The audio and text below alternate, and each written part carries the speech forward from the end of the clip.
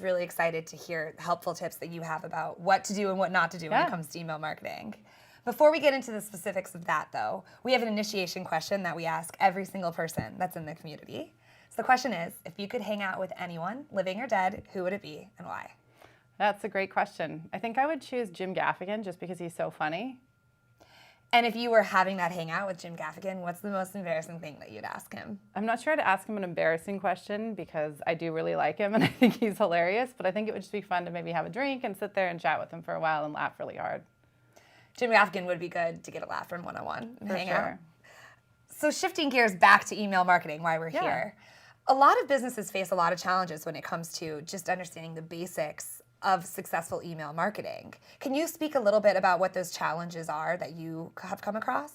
Yeah, absolutely. So I always say small business owners know their business the best. Like they understand the passion behind it. They understand their product. They've built probably in the last, how many ever years they've been working on it, their entire foundation for their business. So as they set foot into the marketing, sort of effort, you want to make sure that you're understanding what is your message that you're going to be sending to those end users and what is your message that you're going to be sending to the customers.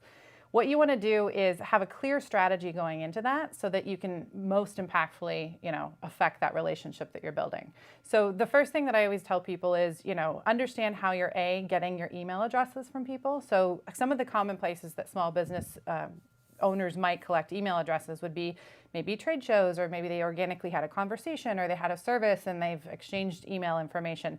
Another common place would be through your website. So a website is a really great place to start collecting and nurturing relationships with people who want your services. So on your website, if you already have one, you want to make sure that you've got a place where people can easily go in there and sign up with their email address. And you want to take the chance to set what we call expectations around what they're going to receive from you. So that's a great time to say, okay, hey, here's what you're signing up for. You're signing up for a newsletter. You're going to be getting it once a week, or maybe you're going to be sending it, once a month. And I also want to collect probably their first name and or their last name. Now, the reason you do that is, again, just to have clear strategy going into your email efforts. So once I've collected that email address, ideally the best next thing to do is make sure that you're doing what's called an opt-in or a double opt-in. A confirmed opt-in means they've given you their email address, and then you're going to send them a secondary email, and then they actually have to open that email and confirm that it was them. So that really eradicates a lot of spammy behavior in terms of people putting in fake email addresses. Maybe they fat-fingered it, and you've got a true one-to-one relationship organically started from day one. So once you have that email list, now you're starting to collect those folks, and then you can start putting that strategy into action. And the strategy that you speak about, can you talk a little bit about what makes a really great email marketing strategy? Yeah, so a great email marketing strategy is going to have a lot of different components to it. The first one is what I call everything kind of pre-send. So that would be understanding, again, what is the content that you want to put inside of your marketing emails? What is the message you're trying to deliver to the end users? What is the brand that you've got built into that? So do you have a logo that you want to incorporate into that content? Do you have certain images that you want to incorporate into that content? Do you have a specific subject line that you think might be compelling to your end users? Do you have an idea around how frequently you'd like to send that message to those end users? Are you going to be baking in, let's say, coupons or things that could be compelling to them? Are you aware of when I get people who click and open, what I'm going to do next with that? So again, strategy is a lot of different things, but the clearer that you define your strategy and you understand kind of what each of those things do, then you can start pulling some levers and making some educated decisions. The second half of strategy is everything that happens after you push send. So when you hit send and you've sent out, let's say you have an email list of 400 people and you've hit send and it's gone off to what we call the ISPs, which is again, Gmail, Yahoo, MSN, all the major ISP providers. You want to know that once you've sent it, it's actually going to get to the inbox. So there's a whole nother world that lives behind that you have to understand sort of the ins and outs. And it doesn't need to be complicated. You don't have to be super technical to understand it. There's some really basic rules that we can provide you and guidance to really understand, okay, if I've hit send to those 400 people, what am I going to do to make sure that it's getting through not only to the ISP and they like it, but they want to deliver it to the inbox. Speaking about breaking through the clutter and getting to the inbox, I'm sure that a lot of businesses have problems with their emails going directly to spam. totally. Can you speak about how to avoid that obstacle? Yeah. So there's definitely certain things people do that cause them to get to spam, and they should be getting to spam, right? So if you're putting in spammy content, or you're sending email that has nothing to do with your business, or if you're putting in subject lines that are very spammy, or maybe you've purchased a list, so maybe you bought a list that has like 2,000 people on it, but it has nothing to do with your business. A lot of bad things can happen from doing something like that. And so to avoid that, again, you want to grow your list organically and only acquire email addresses from people that you've had personal relationships with, meaning you've either met them or they went directly to their website, your website, and said explicitly, I'd like to sign up for this. So if you're looking through all of that and you've said, okay, now I've created a compelling message, I've got clear content, I've got a great subject line, I have my brand baked in here, I've got, everything that I need to have, and I've also acquired my email addresses appropriately, and I'm starting to send, and I'm still getting some issues. Some of those issues usually are around throttling or blacklisting. Throttling is when you send out the email and for whatever reason the ISP says, I'm not going to put your whole email through. I'm going to hold on to it until I decide what it is that you're sending and if I like it or not. So that's where having a trusted partner in this is really important, because you're going to be able to see, am I being throttled? Am I landing on a blacklist? And what's causing that? Is it the content of my email? Is it the frequency that I'm sending? Is there a link in my email? Some people don't realize inadvertently they might have a partnership with someone and their partnership link sits inside their email, and they think in good faith, like, I'm sending out something that my end users probably really want. But at the end of the day, that link may lead to something, to a website that isn't so hot, and the ISPs might actually hold your email. So get really clear about, especially if you're just starting out, making sure that it's just your content that you're sending and that you're aware of what you're sending and how it's being perceived in that community. And how would a business go about finding a trusted advisor that you speak about? So I always say, there's definitely tons of resources online. You can Google a lot of things. You can get a lot of information on the internet and just start reading through it. You can also talk to other people. Maybe you have a friend who happens to be in a marketing position, or maybe you've got some friends who are a lot like your own customers. You could draft up your own emails and start putting them together and show them to your friends or the people who are similar to your current customers. So again, I'll use a knitting shop as an example. If I own a knitting shop and I'm about to start an email marketing campaign, I might put everything together, and before I hit send, I might actually pull in 2 of my customers and say, hey, I'm going to send you this email. I want honest feedback about like what was working or what wasn't working when you opened it, right? So is it like something in the subject line that compelled you to open it? Was it something in the actual body? Did you not get to open it because something prevented you from opening it? And again, that's where we can sort of drill in a little more granularly and give really specific advice. So some of the things that might prevent you from even being able to have someone open your email are like images, for example. So images are a tricky subject. You definitely want to have imagery, and you want to have compelling imagery in there and pertinent, compelling imagery. But what you don't want to have is only images. For every one image, you might want to have 2 lines of content at the very least. You can be a little more content heavy, but you never want to be just images, and you never want to be just text. If you do just images, there's a lot of, when you send out that email, a lot of your customers, just based on their browser when they open it, won't have what's called images enabled, and that means that they don't ever get to see the images. So all they're left with is either a blank email or potentially just a couple lines of text. So I always try and use the rule where, if any one of these 2 things went away, would my message still get to that person? And you kind of always want to operate in that way. So keeping in mind that balance between images and content, something else I know that a lot of businesses struggle with are just the subject line. So they sit down to write this email for their business. That's right. And they don't even know where to begin. Can you give a little advice on how to best write a really compelling subject line? Yeah. So the first piece of advice I would give is, as a small business owner, you, again, know your business and your industry and your customers better than anybody. So I would just sit down and literally start jotting out some keywords that make sense for what you want to have your message be. What is your brand? Get familiar with your brand. Be able to articulate it, whether that's in writing or even just talking to a friend. Narrow down some of that, and then you can start seeing a theme coming through. And then what you want to do is you want to transfer some of that knowledge into, is essentially, what is the subject line? So a subject line, again, I think old school thinking was keep it kind of longer and put in as much as possible because that might be the one chance that someone gets to read your message.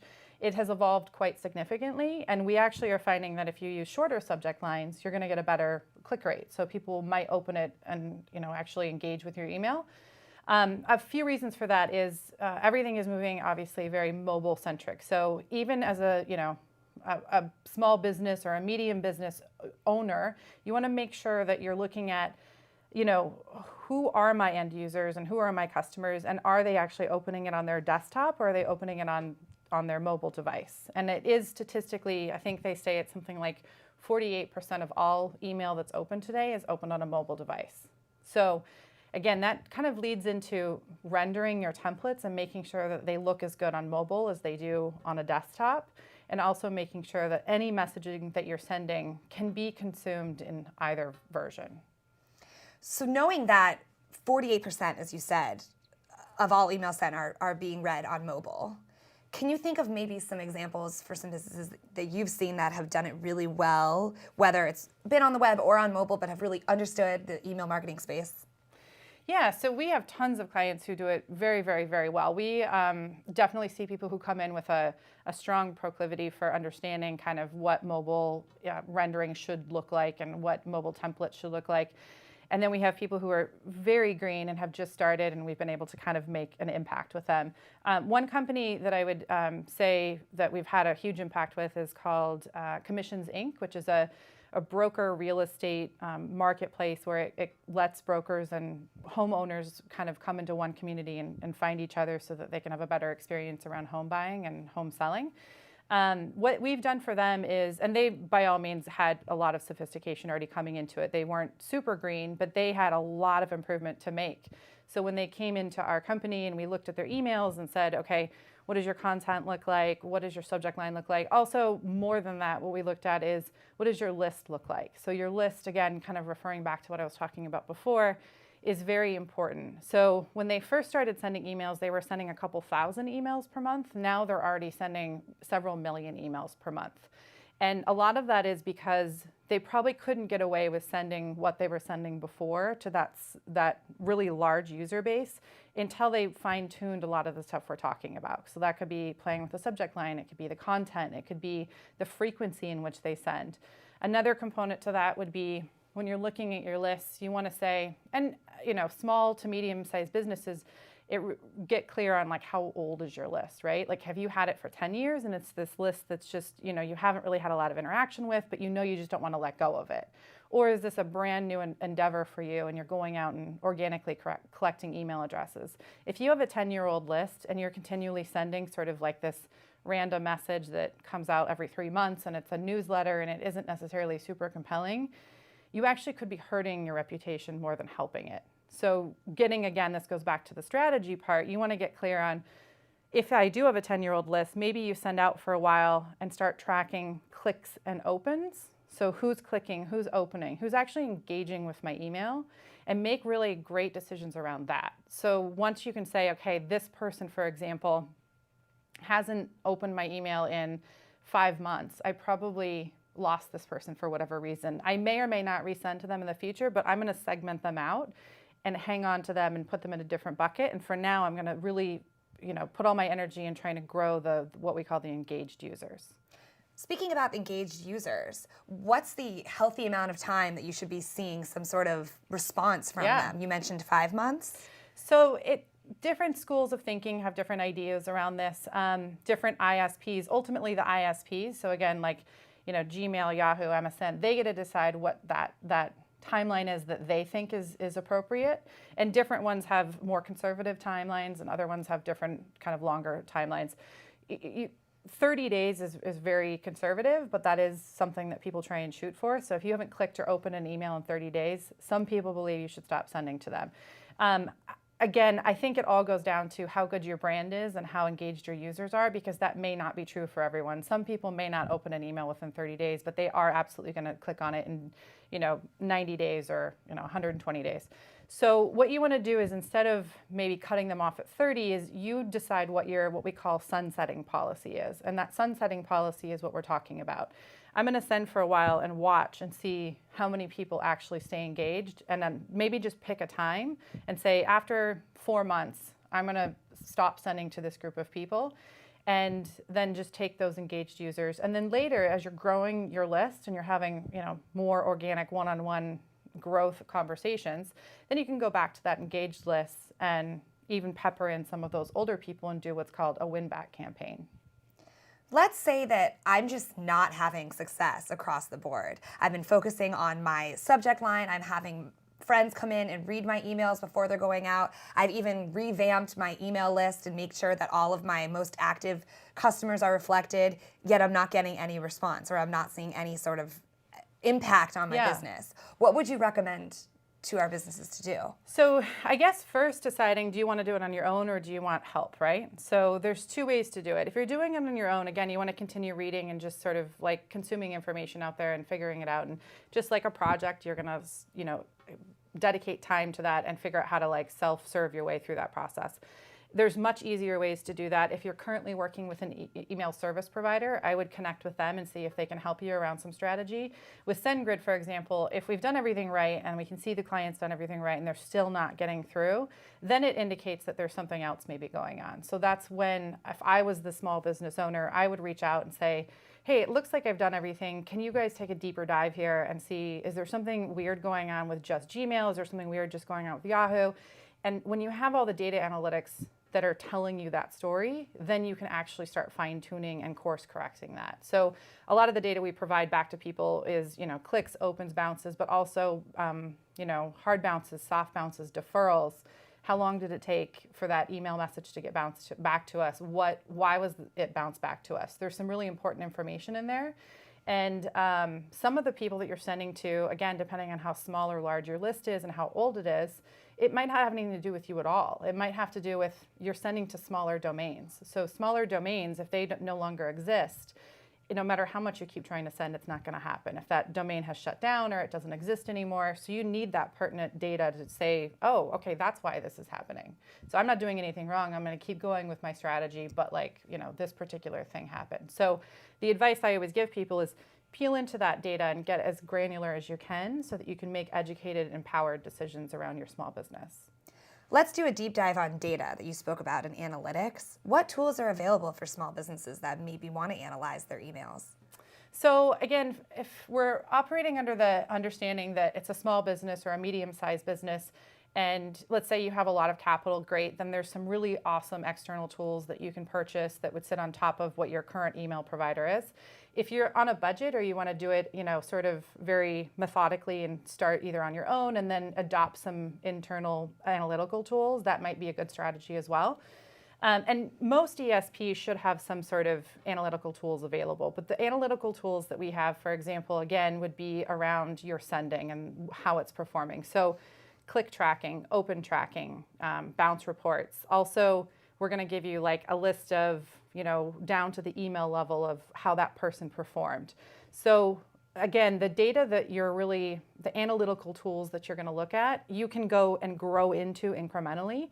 So just like any small business, you don't want to sort of jump from here to here, right? You want to start utilizing those tools, looking at that data, applying it back to your business and fine tuning. And then if you're seeing a real uplift from email, which is what you want to have happen, all of a sudden you have some revenue coming from that stream. That's when it would be smart to start adding some additional things in there as well. And what data points do you think are the most important to focus on?